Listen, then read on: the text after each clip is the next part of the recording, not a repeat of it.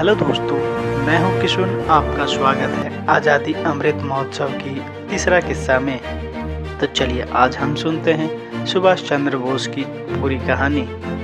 लेखक बताते हैं कि 1940 में जब हिटलर के बम वर्षक लंदन पर बम गिरा रहे थे, ब्रिटिश सरकार ने अपने सबसे बड़े दुश्मन सुभाष चंद्र बोस को कोलकाता की प्रेसिडेंसी जेल में कैद कर रखा था। अंग्रेज सरकार ने बोस को 2 जुलाई 1940 को देशद्रोह के आरोप में गिरफ्तार किया था। 29 नवंबर 1940 को सुभाष चंद्र बोस ने जेल में अपनी गिरफ्तारी के विरोध में भूख हड़ताल शुरू कर दी थी। एक सप्ताह बाद 5 दिसंबर को गवर्नर जॉन हार्वर्ड ने एक एम्बुलेंस में बोस को उनके घर भिजवा दिया ताकि अंग्रेज सरकार पर ये आरोप न लगे कि उनकी जेल में ही बोस की मौत हो गई। हार्वर्ड का इरादा था कि जैसे ही बॉस की सेहत में सुधार होगा वो उन्हें फिर से हिरासत में ले लेंगे। बंगाल की सरकार ने न सिर्फ उनके 38 एलिगन रोड के घर के बाहर सफ़ेद कपड़ों में पुलिस का कठोर पहरा बैठा दिया था, बल्कि ये पता करने के लिए भी अपने कुछ जासूस छोड़ रखे थे कि घर के अंदर क्या हो रहे हैं। उनमें से एक जासूस एजेंट 207 ने सरकार को खबर दी थी कि बोस ने जेल से घर वापस लौटने के बाद जई का दलिया और सब्जियों का सूप पिया था।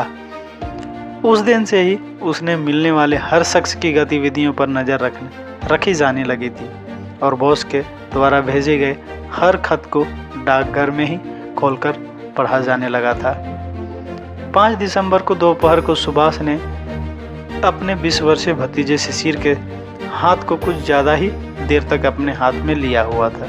उस समय सुभाष की दाढ़ी काफ़ी बढ़ी हुई थी और वो अपनी तकिया पर अधलेटे से थे। सुभाष चंद्र बोस के पौत्र और शिशिर बोस के बेटे सौगत बोस ने बताया कि सुभाष ने मेरे पिता का हाथ अपने हाथ में लेते हुए उनसे पूछा था, अमार एकटा काज करते पारबे, यानी क्या तुम मेरा एक काम करोगे?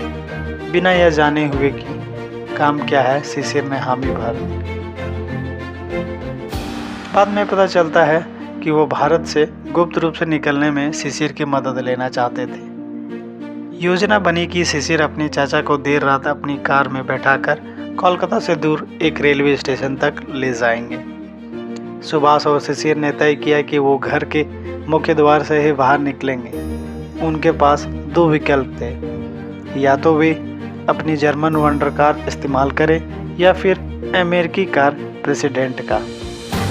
अमेरिकी कार बड़ी ज़रूरी थी, लेकिन उसे आसानी से पहचाना जा सकता था, इसलिए उस यात्रा के लिए वंडर कार को चुना गया। यात्रा की एक रात पहले शिशिर ने पाया कि जो सूटकेस वो खरीद कर लाए थे वो वंडर कार के बूट में समा नहीं पा रहा था। इसलिए तय किया गया कि सुभाष का पुराना सूटकेस ही उनके साथ जाएगा। उस पर लिखे गए उनके नाम एसबी को मिटाकर उसके स्थान पर चीनी स्याही से एमजेड लिखा गया। 16 जनवरी को कार की सर्विसिंग कराई गई।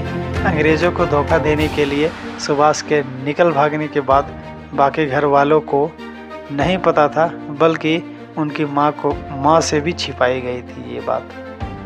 जाने से पहले सुभाष ने अपने परिवार के साथ आखिरी बार भोजन किया था। उस समय वो सिल्क का कुर्ता और धोती पहने हुए थे। अंतिम में बता दें कि सुभाष को घर से निकलने में थोड़ी देर हो गई, क्योंकि घर के बाकी सदस्य उस दिन लेट तक सो रहे थे या जाग रहे थे। इतने में ही आज की सुभाष चंद्र के बोस की बातों को मैं समाप्त करता हूँ। फिर मिलता हूँ इसी तरह नई इन्फॉर्मेशन के साथ। अगर आपको अच्छा लगा तो सब्सक्राइब, लाइक करना, शेयर करना ना भूलें। तब तक के लिए जोहार।